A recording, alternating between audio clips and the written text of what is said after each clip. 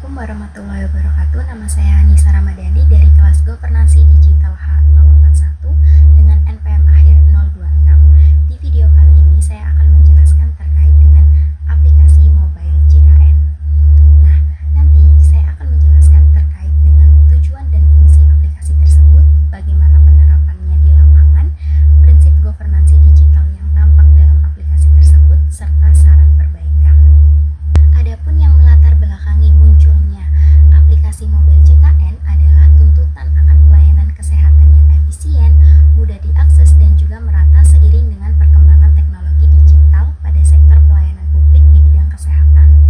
Di sini negara berkewajiban untuk memenuhi hak warga negaranya berupa kesehatan yang termuat dalam pasal 28H ayat 1 Undang-Undang Dasar 1945. Penyelenggaraan jaminan kesehatan nasional merupakan implementasi dari undang-undang tersebut dan juga sebagai amanat dari Undang-Undang Nomor 40 Tahun 2004 tentang Sistem Jaminan Sosial Nasional atau SJSN sebagai bentuk perlindungan sosial bagi seluruh warga negara.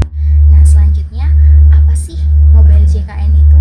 Mobile JKN merupakan aplikasi layanan kesehatan digital yang dikembangkan untuk mendukung penyelenggaraan jaminan kesehatan nasional. Aplikasi ini dikembangkan oleh BPJS Kesehatan dan diluncurkan pada tahun 2017 sebagai upaya pemerintah dalam meningkatkan digitalisasi pelayanan publik pada sektor kesehatan.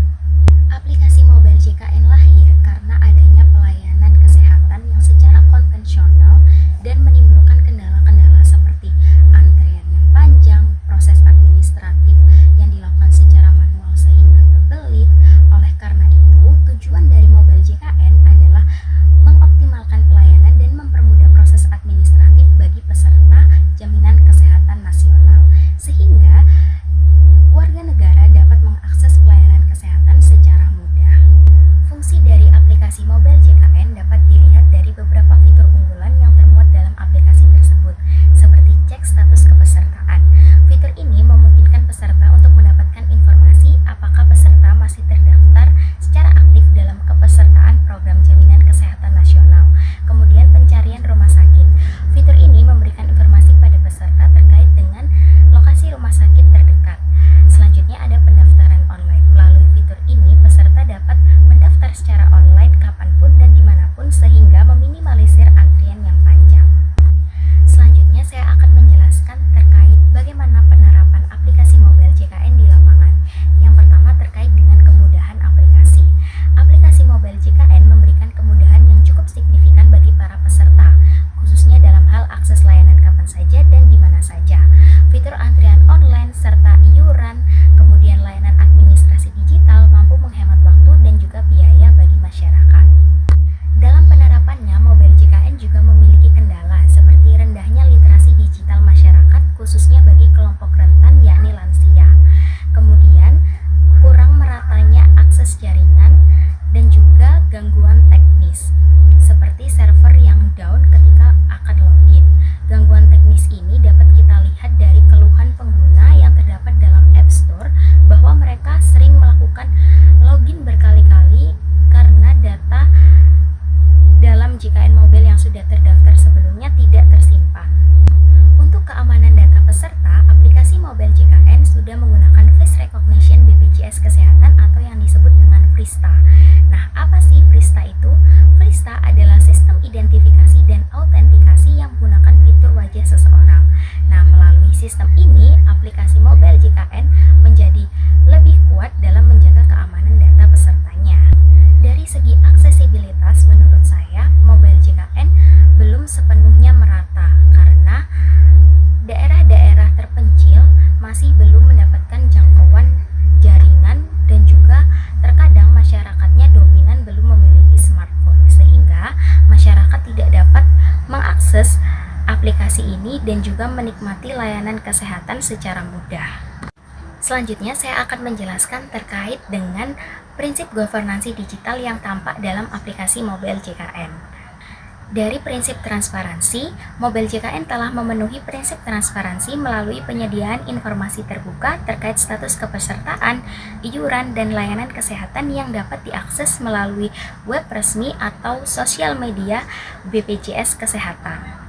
Dari sisi partisipasi, Mobile JKN menyediakan kanal pengaduan dan penilaian layanan yakni BPJS Care Center 165 yang memungkinkan masyarakat menyampaikan keluhan setiap hari selama 24 jam.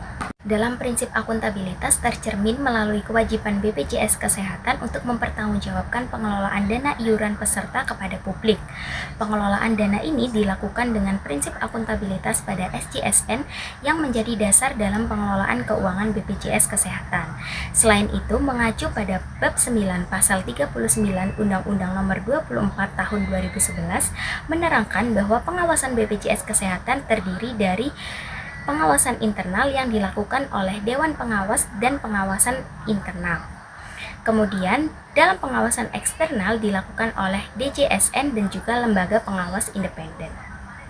Dari aspek integrasi layanan, Mobile JKN telah berfungsi sebagai platform terpadu yang menghubungkan data kepesertaan, antrean layanan, dan fasilitas kesehatan dalam satu sistem digital. Integrasi ini memudahkan koordinasi antara peserta BPJS Kesehatan dan fasilitas pelayanan kesehatan, sehingga proses layanan menjadi lebih efisien dan terkoordinasi. Selanjutnya, saya akan memberikan saran perbaikan terkait dengan aplikasi Mobile JKN.